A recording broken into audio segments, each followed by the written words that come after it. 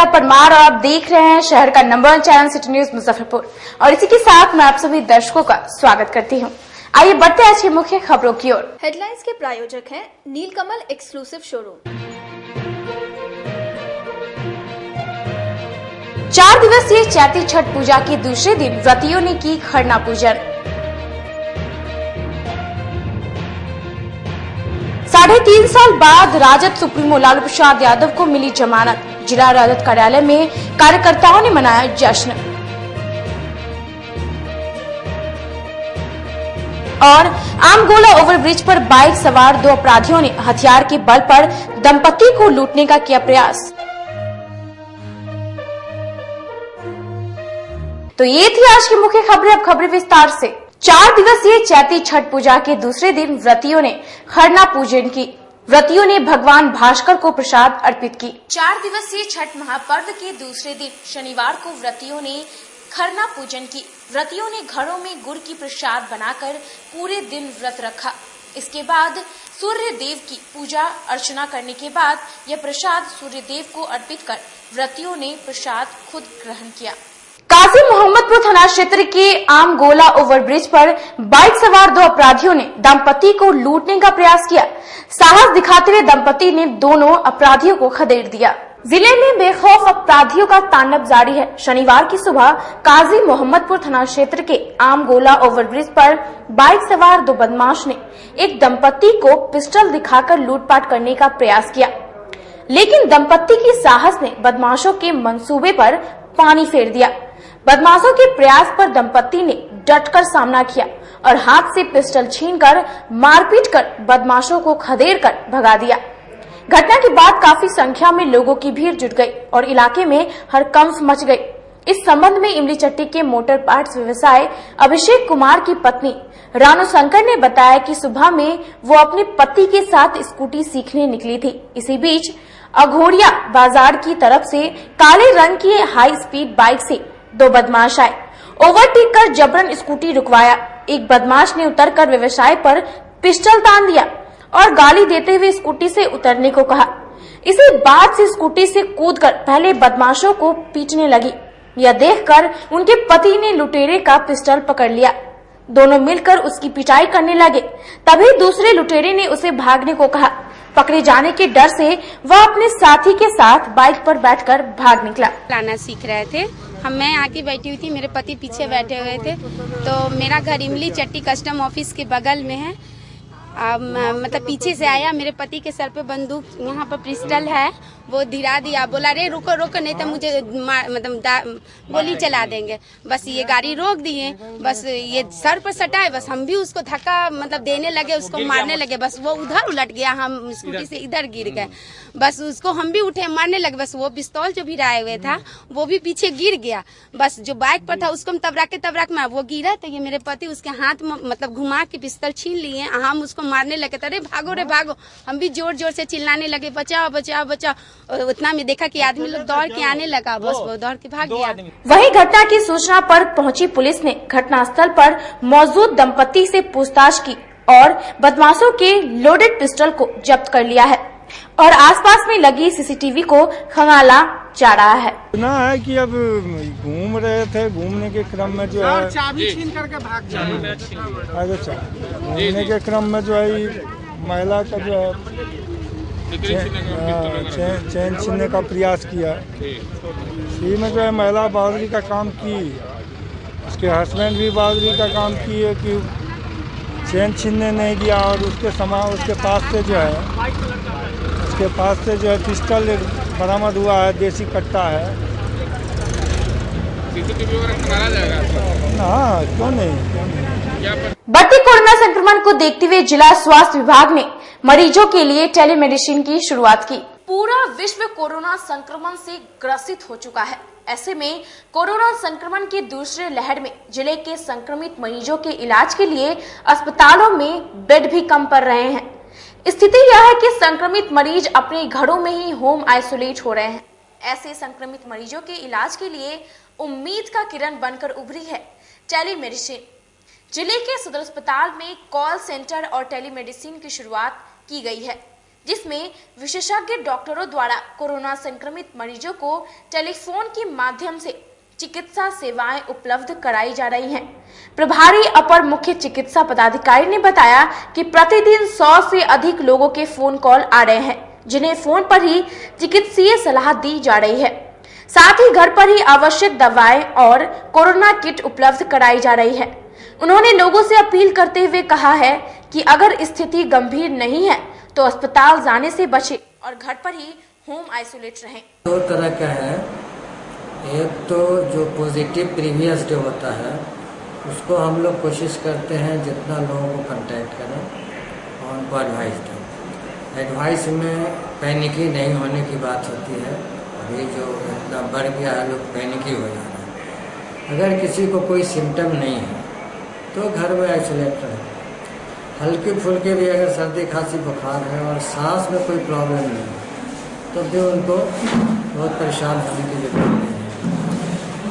हम लोगों के लिए मॉडरेट या माइल्ड के लिए हम लोगों ने ग्लोबल हॉस्पिटल किया। अगर ऐसा माइल्ड को सिम्टम आता है तो एक तो सारे पॉजिटिव का हम लोग कोशिश करते हैं, दूसरे रैंडम कुछ स्टेट से आता है कि इनको आप बात करके बताइए, तो वो करीब 25 के आसपास उससे हम लोग डिटेल बात करते हैं। अपने लोग करीब 40-45 लोग खुद अपने पूछते हैं, तो ये कंट्रोल जिस तरह से संक्रमण के मामले बढ़ रहे हैं, ऐसे में काफ़ी दबाव बढ़ गया होगा, लगातार कॉल आ रहे होंगे, इसको कैसे फेस कर रहे हैं? बिल्कुल, जो कॉल का जो लोड है वो बहुत मुश्किल है हम लोगों के लिए। हर वक्त टेलीफोन ही कान में लगाए रहना, लेकिन फिर भी जहाँ तक तो कोशिश होता है हम लोग उन लोगों को सजेशन और सेटिस्फाई करने की कोशिश करते हैं। और जो होम क्वारंटीन में है, कई ऐसे मरीज होते हैं जो काफ़ी गंभीर भी होते हैं, तो ऐसे में उनको किस तरह से एडवाइस दे रहे हैं? नहीं, गंभीर मरीज को हम लोग होम में, जैसे ही हम लोग कहते हैं कि सांस लेने में अगर आपको प्रॉब्लम है तो आप कोविड केयर सेंटर या जो हमारा हेल्थ सेंटर है वहाँ लोकल में वहाँ चले। और जो सीरियस है तो सीधे स्कैन से चलेगा। सीरियस मरीज को घर में नहीं रहना चाहिए। जिस पर हॉस्पिटलों में अभी बेड की संख्या सीमित है, मरीजों की संख्या लगातार बढ़ रही है, तो टेलीमेडिसिन या जो भी आपके द्वारा जानकारी दी जा रही है कितना कारगर साबित हो रहा है? देखिए, जो माइल्ड सिम्टम है, जो है सिम्टोमिक है, उसको तो टेलीमेडिसिन ही सफिशिएंट है, वही कारगर है ना। अब इसमें कहा नहीं जा सकता है कौन आदमी सीरियस होता है। तो सीरियस के लिए अभी जैसे हमारे पास 60 बेड, जैसा कि एसकेएमसीएच में 60 बेड है, उसमें 22 ऑक्यूपाइड है। और बात उन लोगों का एसकेएमसीएच का कहना है कि ज़रूरत पड़ेगी तो 100 बेड और हम बनाएंगे। हम लोगों का 60 बेड वहाँ जो लोकल है उसमें है। उसके अलावा हम लोग हल्के फुल्के के लिए कल्याण छात्रावास को हम लोग उसको ले लिए हैं, उसको थोड़ा उसको भी बेड उड लगा करके उस पर सारा नहीं, लेकिन उसमें ऑक्सीजन रखेंगे हम लोग, तो ये इंतजाम। देश में लॉकडाउन के खतरे को देखते हुए दूसरे राज्यों से प्रवासी मजदूर काफी संख्या में जिले में लौटने लगे हैं। देखिए रिपोर्ट। देश में कोरोना संक्रमण के मामलों में जबरदस्त बढ़ोतरी के बाद कई राज्यों की सरकार कोरोना को नियंत्रण के लिए अपने राज्यों में कई तरह के पाबंदियां लगा दी हैं। करीब आधा दर्जन राज्यों ने नाइट कर्फ्यू, वीकेंड लॉकडाउन जैसी पाबंदियां लगा दी हैं। ऐसे में अब लॉकडाउन का खतरा बढ़ता देख दूसरे राज्यों में रहने वाले प्रवासी का पलायन फिर से शुरू हो गया है। पिछले साल लॉकडाउन की वजह से सब काम बंद हो गया था, घर जाना भी मुश्किल हो गया था, इसलिए इस बार प्रवासी कोई खतरा नहीं लेना चाह रहे हैं। पिछले साल का अनुभव बताते हुए कई मजदूरों का कहना था कि वो पिछले साल लॉकडाउन में ज्यादा पैसे खर्च कर ट्रकों से अपने घर पहुंच पाए थे, इसलिए इस बार पहले ही वापस अपने घर लौट आए हैं। वहीं प्रवासी मजदूरों की भारी संख्या को देखते हुए रेलवे प्रशासन भी सतर्क होकर लगातार आने वाले प्रवासियों को अनाउंसमेंट के जरिए कोरोना से बचाव, नियंत्रण और रोकथाम की जानकारी दी जा रही है। वहीं अन्य राज्यों से जिला में पहुंच रहे प्रवासियों ने कहा कि अब कुछ भी हो जाए, अपना घर छोड़कर दूसरे प्रदेश कमाने नहीं जाएंगे। लॉकडाउन स्थिति बहुत खराब है, इसके लिए कि वहाँ को बहुत हालत बुरी है, इसके लिए हमको लोग को यहाँ आना पड़ेगा। काम धंधा का पूरा मिलता नहीं है, मतलब पैसा वैसा का बहुत दिक्कत होता है वहाँ, इसके लिए गांव आना पड़ता है। क्या काम करते थे? हुआ है इलेक्ट्रीशियन का काम कर रहे थे। क्या नाम है आपका? मेरा नाम है MD आशिक है। अब वापस जाएंगे क्या? नहीं देखेंगे, स्थिति से रहेगा ठीक है, नहीं तो यहीं करेंगे ऐसा। लेकिन वहाँ पे अभी कोरोना की वजह से अभी सिचुएशन बहुत खराब है। अभी क्या काम करते थे वहाँ पे? मैं अकाउंट डिपार्टमेंट में। और वहाँ पे स्थिति बहुत खराब हो गई है। यहाँ पे स्थिति बहुत खराब है। तो अब क्या प्लान है? अभी यहीं पे रहना है या फिर अभी जब तक वहाँ से लॉकडाउन नहीं हटेगा तब तक तो यहीं पे रहेंगे। लॉकडाउन लगना था, इसके लिए हम लोग सोचे पूरा 2 महीना का हम लोग का सैलरी उली भी उधर रह गया। कंपनी बोला कि जा सकते हो, पैसा अभी नहीं मिलेगा, नहीं तो काम करना है तो करो। हम लोग बोले कि उधर रहेंगे तो फिर खाना पीना का कैसे होगा। पिछले साल भी वही हाल था, बुरा हाल था। तो हम लोग सोचे कि अच्छा हुआ ऐसे ही वहाँ से ट्रेन पकड़े इधर आ गए अपना घर के लिए। पिछली बार लॉकडाउन में आए थे यहाँ पे? जी। वहाँ काम वगैरह नहीं मिला? नहीं, काम नहीं मिला, तो वापस लौट गए। इस बार वहाँ पे क्या स्थिति है? अभी स्थिति जैसे काम करने से सैलरी मिल रहा था, लेकिन अभी जो पिछले 1-2 महीना से वहाँ पे भी बुरा हाल हो गया। कोरोना के कारण? हाँ, सैलरी वगैरह नहीं मिल रहा है। और उसके बाद काम अभी भी लॉकडाउन लगा तो काम हो रहा है, काम बंद नहीं है। क्या काम कर रहे हैं? वहाँ हम प्लम्बर का काम करते थे। यहाँ पे कहाँ रहते हैं? यहाँ पे हमारा मोती ठिकाना घर है। जिला पुलिस ने गुप्त सूचना के आधार पर मनियारी थाना क्षेत्र के माधोपुर गांव में छापेमारी कर फरार चल रहे 2 शातिर अपराधियों को गिरफ्तार किया है। जिला पुलिस को मिली बड़ी सफलता। पूर्व में कई लूटकांड और हत्या मामले में फरार चल रहे 2 अपराधियों को पुलिस ने गुप्त सूचना के आधार पर छापेमारी कर मनियारी थाना क्षेत्र के माधोपुर से 2 पिस्टल और जिंदा कारतूस के साथ गिरफ्तार किया है। इस मामले में एसपी सैयद इमरान मसूद ने बताया कि गुप्त सूचना मिली कि मनियारी थाना क्षेत्र के माधोपुर के एक बागान में बड़ी लूट की घटना को अंजाम देने को लेकर अपराधी इकट्ठा हुए थे। सूचना पर त्वरित कार्रवाई करते हुए विशेष पुलिस टीम ने छापेमारी कर 2 अपराधी को 2 पिस्टल और गोली के साथ गिरफ्तार किया है। इन दोनों अपराधियों के द्वारा पूर्व में सोना लूट के दौरान एक सोना व्यवसायी से हत्या कर देने का मामला दर्ज है। वहीं दोनों अपराधियों को पूछताछ कर जेल भेज दिया गया है। अपराध कर्मी जो काफी लंबे समय से फरार चल रहे थे, हत्या और लूट के कांडों में उनकी संलिप्तता थी, उनको कल गिरफ्तार करके जेल भेजा जा रहा है। जी, उनके पास से कुछ सामान पिस्टल वगैरह बरामद भी हुई है। अभी भी वो लूटपाट के केसेस को अंजाम देने की फिराक में है और उनके पास से कुछ देसी हथियार बरामद हुआ है। सदर अस्पताल में एक बड़ी लापरवाही सामने आई है। कोरोना संक्रमित मरीजों की जांच किट खुलेआम अस्पताल परिसर में फेंक दी जा रही है। शहर के सदर अस्पताल से एक बड़ी लापरवाही मामला सामने आया है। कोरोना से संक्रमित मरीजों के जांच किट और स्वेब को खुलेआम फेंक दिया जा रहा है, जिससे कोरोना संक्रमण बढ़ने की संभावना बढ़ जाएगी। दरअसल जिले में लगातार कोरोना से संक्रमित मरीजों की संख्या में लगातार वृद्धि हो रही है। बीते शुक्रवार को 500 से अधिक मरीजों में कोरोना संक्रमण के लक्षण पाए गए हैं। वहीं कोरोना संक्रमण के मामले में WHO का दावा है कोरोना हवा में भी फैलता है। वहां खुलेआम स्वेब और कोरोना किट खुले में फेंका जाना सदर अस्पताल की बड़ी लापरवाही साबित हो रही है। प्रभारी अपर मुख्य चिकित्सा पदाधिकारी ने बताया कि जांच के बाद किट और स्वेब को सही तरीके से डिस्पोजल करना बेहद आवश्यक है। इसके बावजूद इन्हें खुलेआम फेंके जाने पर जांच कर कार्रवाई की जाएगी। सारा सदर में एंटीजन हम समझते हैं 500, 400, 500, 600 के आसपास 5000 के आसपास हमारा RT-PCR और एंटीजन दोनों मिला के सारा ब्लॉक से लेकर जो टेस्ट एंटीजन से किए जा रहे हैं उसके बाद उस किट का क्या किया जाता है? किट डिस्पोजल जो हमारा किट डिस्पोजल है जो वो हमारा प्राइवेट एजेंसी जो है जो वेस्ट मटेरियल का जो करते हैं वही करते हैं। तो खुले में छोड़ देना कितनी बड़ी लापरवाही है? खुले में उसको छोड़ देना कैसे छोड़े? जिस वक्त करते हैं हो सकता है वहाँ पर लगता है तो सब डिस्पोजल जाता है हम लोगों का उसका बना।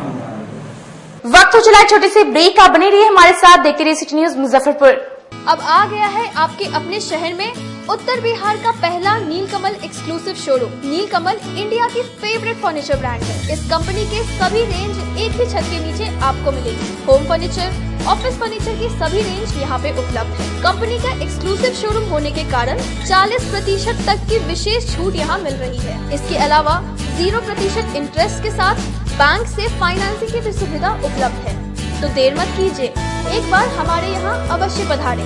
हमारा पता है Mithanpura, Narayanpur road, opposite to Vaishali management college और हमारा कॉन्टैक्ट नंबर है 9334900888 और 7004320380। नॉर्थ बिहार का पहला एक्सक्लूसिव शोरूम मुजफ्फरपुर में यूए एसोसिएट के सौजन्य से नीलकमल का एक्सक्लूसिव शोरूम खुला है और आप लोगों से यही भी निवेदन है कि एक बार इस शोरूम में आइए और इसके विस्तृत रेंज को देखिए, जो कि एक अच्छे रेंज के साथ एक अच्छी कीमत के साथ आपको मिलेगा। तो एक बार हम लोगों को आप सेवा करने का मौका दें। ST International School. If you want to give your child a strong foundation, the school of your dream. Play to 10th based on CBSE curriculum. हमारे यहाँ अनुभवी एवं प्रशिक्षित शिक्षकों द्वारा बच्चों के देखभाल के साथ स्मार्ट क्लास द्वारा शिक्षण की सुविधा है। कक्षा 1 से 10 तक कंप्यूटर की मुफ्त शिक्षा के अलावे छात्र एवं छात्राओं के संगीत तथा नृत्य की शिक्षा की भी व्यवस्था है। पूरा स्कूल सीसीटीवी कैमरे से लैस है। स्कूल में बच्चों का नामांकन फ्री किया गया है। हमारे यहाँ अपने बच्चों के उज्जवल भविष्य के लिए जरूर पधारें। हमारा पता है बांध road, Shekhpur Akhara Ghat, Muzaffarpur. Our contact number is 8757652616 and 9955132616। हमारे स्कूल का कुछ मेन फीचर्स है, जैसे बच्चों की देखभाल करना। हमारे यहाँ पुस्तकालय वगैरह की पूरी अच्छे तरीके से व्यवस्था है। क्लासरूम सारा बना हुआ है। सीसीटीवी कैमरे से हमारा क्लासरूम डेकोरेटेड है। सिक्योरिटी के भी विजन से हमारा क्लासरूम बहुत प्रोटेक्टेड है। हमारे यहाँ जो भी शिक्षक शिक्षिकाएं आई हैं पढ़ाने के लिए, वो काफी वेल एजुकेटेड हैं और वेल वर्स्ड भी हैं। हमारा विद्यालय भी चारों तरफ से बना हुआ है। हमारे यहाँ लैब बहुत अच्छे से बना हुआ है। कंप्यूटर की फ्री शिक्षा हम इस बार इसको दे रहे हैं। हमारे यहाँ नामांकन प्रारंभ है। ब्रेक के बाद आपका फिर से स्वागत है। ये बढ़ते अगली खबरों की ओर। राज्य हाई कोर्ट द्वारा राजद सुप्रीमो लालू प्रसाद यादव को जमानत दिए जाने के बाद जिला राजद कार्यालय में कार्यकर्ताओं ने जश्न मनाते हुए एक दूसरे को मिठाई खिलाई। राजद सुप्रीमो लालू प्रसाद यादव को 3.5 साल बाद दुमका कोषागार से जुड़े घोटाले मामले में राज्य हाई कोर्ट से जमानत दिए जाने के बाद जिला राजद कार्यालय में कार्यकर्ताओं ने जश्न मनाया। इस दौरान कार्यकर्ताओं ने एक दूसरे को मिठाई भी खिलाई। इस मौके पर जिलाध्यक्ष समेत कई विधायक मौजूद रहे। जिलाध्यक्ष ने बताया कि आज इंसाफ की जीत हुई। वहीं गायघाट विधायक ने कहा कि गरीबों के नेता को इंसाफ मिला है। हम लोग के आदरणीय नेता और पूरे देश ही नहीं विश्व के जन जन के नेता, गरीबों के मसीहा आदरणीय लालू प्रसाद जी का जो जमानत उच्च न्यायालय से मिला है, आज उसका हर्ष हम सब लोग यहाँ मना रहे हैं। बिल्कुल अध्यक्ष जी ने कहा कि सोशल डिस्टेंसिंग के आधार पे और हमारे सभी क्षेत्र के यहाँ पूरे जिला वासियों सहित पूरे बिहार वासियों में अपार खुशी का लहर दौड़ गया है कि देर से ही सही लेकिन न्याय मिला है। हमारे आदरणीय लालू प्रसाद यादव जी बाहर आ रहे हैं और पूरे जनभावना जन सैलाब उनके प्रति उमड़ करके जिस दिन बाहर आएंगे हम लोग के नेता राष्ट्रीय जनता दल के राष्ट्रीय अध्यक्ष माननीय लालू प्रसाद यादव जी का उच्च न्यायालय से जमानत मिली है। हम लोग पहले से भी कहते आए हैं कि हम लोग को न्यायालय पर भरोसा है। न्यायालय ने आज जमानत देकर गरीबों के मान सम्मान को बाहर निकालने का जो आदेश दिया है, हम लोग पार्टी के तमाम कार्यकर्ता साथी आज सोशल डिस्टेंसिंग और कोरोना काल को देखते हुए हम लोग हर्षोल्लास तो जरूर मना रहे हैं, लेकिन अभी जो कोरोना महामारी है इसके चलते हम लोग बहुत ज्यादा कोई कार्यक्रम नहीं किए हैं। लेकिन लोगों में हर्ष है, हमारे कार्यकर्ता साथी में हर्ष है। तमाम जगहों से फोन आ रही है, तमाम लोग खुशी का इजहार कर रहे हैं कि हमारे नेता जो गरीब को जमान देने का काम किया, जुबान देने का काम किया, गरीबों का आवाज बुलंद करने का काम किया, जो इतने दिनों से जेल में बंद थे, इनको बीजेपी की सरकार चाहे वो नीतीश कुमार डबल इंजन की सरकार अभी तक जेल से बाहर नहीं आने दे रही थी। जिले में एक तरफ कोरोना संक्रमण तेजी से फैल रहा है, वहीं दूसरी ओर ऑक्सीजन सिलेंडर में कालाबाजारी होने लगी है। देखिए रिपोर्ट। जिले में बढ़ते कोरोना संक्रमण से संक्रमित मरीजों के इलाज में ऑक्सीजन की कमी अस्पतालों में दिख रही है। सरकारी और निजी अस्पतालों के आईसीयू वेंटिलेटर्स के साथ हाई फ्लो ऑक्सीजन मरीजों को मुश्किल से मिल पा रहा है। ऐसे में मरीज इधर से उधर भटकने को मजबूर हैं। पूरे राज्य में कोरोना से संक्रमित मरीजों की संख्या में तेजी से वृद्धि के कारण ऑक्सीजन की मांग बढ़ गई है। जिले में प्रतिदिन 1000 से 1200 ऑक्सीजन गैस सिलेंडर की मांग है। साथ ही अन्य जिलों में भी ऑक्सीजन गैस सिलेंडर की मांग हो रही है। वेंडर्स का कहना है कि ऑक्सीजन की सप्लाई झारखंड राज्य में लगे ऑक्सीजन प्लांट BOC से भी ऑक्सीजन की सप्लाई बाधित हुई है, जिससे जिले में भी ऑक्सीजन की कमी हो गई है। ऑक्सीजन की कमी का लाभ अब कालाबाजारी करने वाले उठा रहे हैं। हालत यह है कि ऑक्सीजन उपलब्ध रहने के बाद भी सिलेंडर की सप्लाई करने वाले अधिकांश दुकानदार ऑक्सीजन का किल्लत बता करके पिछले दरवाजे से ऑक्सीजन का काला कारोबार कर रहे हैं। इसको लेकर के शहर में ऑक्सीजन की निःशुल्क सेवा देने वाले समाज सेवी भी ऑक्सीजन की कालाबाजारी को लेकर के सवाल उठा रहे हैं। वहीं जिले में ऑक्सीजन बाबा के नाम से प्रसिद्ध अविनाश तिरंगा ने मुजफ्फरपुर जिला प्रशासन से ऑक्सीजन सिलेंडर की हो रही कालाबाजारी पर नकेल कसने की मांग जिला प्रशासन से की है। ऑक्सीजन की कमी नहीं है और हॉस्पिटल में अभी जिला प्रशासन का जो निर्देश आया है तो एक ही प्लांट है अपने यहाँ बेला में, वही 3-4 जिला में सप्लाई करता है। वह उपलब्ध है, अभी कोई दिक्कत नहीं है ऑक्सीजन की। लेकिन छोटे वाले सिलेंडर जो होम क्वारंटाइन लोग हैं उनको दिक्कत है। हमारे पास भी जो स्टॉक था वह समाप्त हो चुका है, लेकिन हम मैनेज कर रहे हैं, हम लोग देने का कोशिश कर रहे हैं, लोग खुद से खरीद भी रहे हैं। लेकिन सिलेंडर की कमी हो गई है और उसको कालाबाजारी में जो कुछ अवेलेबल भी है तो उसको लोग जात दिए हैं, ब्लैक हो रहा है। हम लोग के पास जहाँ तक व्यवस्था है उससे हम लोग मदद कर रहे हैं लोगों की। लेकिन आने वाले दिनों में छोटे सिलेंडर की मांग बढ़ेगी क्योंकि होम क्वारंटाइन ज़्यादा लोग हैं। नहीं, जैसे कि निजी अस्पताल और जो एम्बुलेंस चालक है उनका कहना है कि जो 1 यूनिट का रिफिलिंग कॉस्ट था उसमें 3 गुना शुल्क वसूला जा रहा है। नहीं, देखिए यह बीच की एजेंसियाँ दलाल लोग कर रहे हैं, क्योंकि जहाँ से ऑक्सीजन मिल रहा है वो तो अपने ही सही रेट पर दे रहा है और हम लोग को भी कुछ पुराने रेट पर ही, क्योंकि जहाँ से हम परमानेंट लेते रहे हैं वह जानता है कि सेवा कर रहे हैं तो वो भी बीच में कोई गैप नहीं रख रहा है। लेकिन पटना से में जो किल्लत हुई वहाँ से जो मनमाने कीमत पर यहाँ से ऑक्सीजन सिलेंडर खरीद के ले जा रहे हैं पटना के हॉस्पिटल में, जिसके कारण स्कार्सिटी हुई है और लोग पैसा कमाने के लालच में उसको कह रहे हैं कि नहीं है, जबकि ऑक्सीजन की कोई कमी अभी मुजफ्फरपुर में नहीं है। कितने का सिलेंडर कितने में मिल रहा है? देखिए होम क्वारंटाइन वाले को तो हम लोग छोटा सिलेंडर देते हैं 1.5 क्यूबिक का, बड़ा सिलेंडर 7 क्यूबिक का आता है, उसे 4 सिलेंडर कम से कम बनता है। तो एजेंसी से तो 200 रुपये में वह चलता है, वो थी प्लांट से, लेकिन मार्केट में 300-350 तक पहले मिल रहा था। छोटा सिलेंडर उसी को भर कर अगर सर्विस दे रहा है तो 120 रुपया बहुत से बहुत दिया जा सकता है, जो सही है। लेकिन 200-300 मन रखा है, जिसको जहाँ जो पट जाए उतना ले रहा है। वहीं इस मामले में जिला सूचना जनसंपर्क पदाधिकारी कमल सिंह ने बताया कि जिले में ऑक्सीजन गैस सिलेंडर की कमी नहीं है, पर्याप्त रूप से ऑक्सीजन गैस सिलेंडर उपलब्ध है। जिले में ऑक्सीजन गैस सिलेंडर की जमाखोरी और कालाबाजारी की करने वाले पर सख्त कार्रवाई की जाएगी। नहीं है, वर्तमान में सरकारी स्तर पे मैं बता दूं कि 500 बड़ा ऑक्सीजन सिलेंडर की उपलब्धता डेली है। जो प्लांट है बेला में वहाँ पे 500 बड़ा ऑक्सीजन सिलेंडर का उत्पादन डेली हो रहा है। अन्य ज़िलों में मेडिकल पॉइंट ऑफ व्यू से ही, जैसे दरभंगा में और सुपौल में इसकी सप्लाई थी, जिसे फ़िलहाल रोका गया है।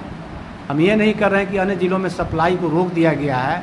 निर्देश ये दिया गया है संबंधित उत्पादन एजेंसी को कि मुजफ्फरपुर में कोविड हॉस्पिटल को ध्यान में रखते हुए, उसके रिक्वायरमेंट्स को ध्यान में रखते हुए मुजफ्फरपुर के रिक्वायरमेंट्स को पहले पूरा किया जाए। साथ ही निर्देश ये भी दिया गया है कि इंडस्ट्रियल में जो भी सप्लाई होता था उस पर तत्काल रोक लगा दी गई है। अभी हमारे यहाँ 500 की क्षमता है ज़िले में, जिसे बढ़ा करके अगले 1-2 दिन में 800 करने का निर्णय लिया गया है। 2-3 दिन के बाद 800 बड़ा सिलेंडर प्रतिदिन उत्पादन होगा। ऊपर से डिमांड जरूर आ रहा है पटना ज़िले से और अन्य ज़िलों से, इसको लेकर के मजिस्ट्रेट की नियुक्ति कर दी गई है। आज डीएम सर के निर्देश के आलोक में आपदा एडीएम के द्वारा 2 मजिस्ट्रेट की नियुक्ति संबंधित एजेंसी, उत्पादन एजेंसी के स्थल पर की गई है। उनके द्वारा इस पर सतत निगराह रखी जा रही है। जिला प्रशासन सतत अनुश्रवण कर रहा है। जिलाधिकारी प्रणव कुमार ने एसकेएमसीएच में बने कोविड वार्ड का निरीक्षण कर अधिकारियों को कई जरूरी निर्देश दिए। जिले में बढ़ते हुए कोरोना संक्रमण से संक्रमित मरीजों के बेहतर इलाज के लिए शनिवार को जिलाधिकारी प्रणव कुमार ने एसकेएमसीएच पहुंचकर वार्डों का निरीक्षण किया। साथ ही एसकेएमसीएच के अधीक्षक और स्वास्थ्य विभाग से संबंधित अधिकारियों के साथ समीक्षा बैठक की। वहीं जिलाधिकारी ने बताया कि जिले में संक्रमित मरीजों की संख्या में वृद्धि हो रही है, जिसको देखते हुए वार्डों में बेहतर इलाज के लिए बेड बढ़ाए जाएंगे। साथ ही एसकेएमसीएच में जो कमियां हैं उसे जल्द ही पूरा कर लिया जाएगा। एसकेएमसीएच का निरीक्षण किए पर क्या कुछ पाए?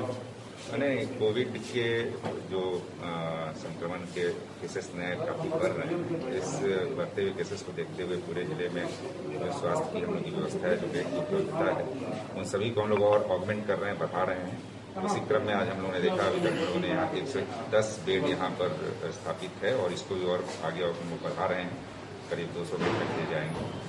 और इसके अतिरिक्त जो यहाँ की समस्याएं हैं या यहाँ के जो फीडबैक्स हैं उसके आधार पर आगे कार्रवाई की जाएगी।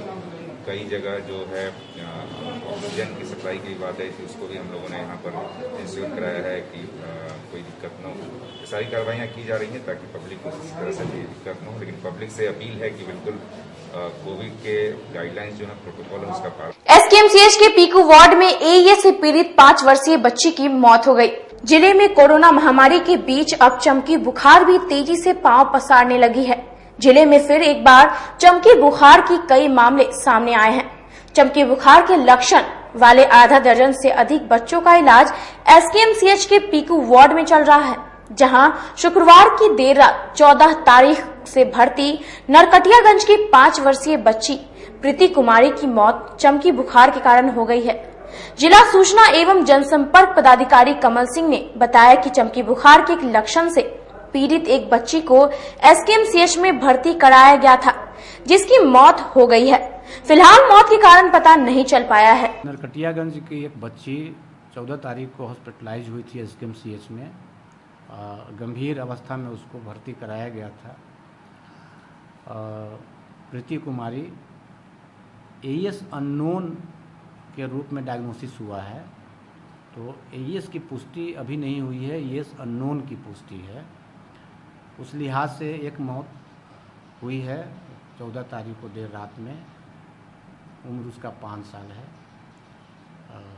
जब एईएस को लेकर के और जो भी अद्यतन स्थितियां हैं वो ये हैं कि अभी तक कंट्रोल में स्थिति है।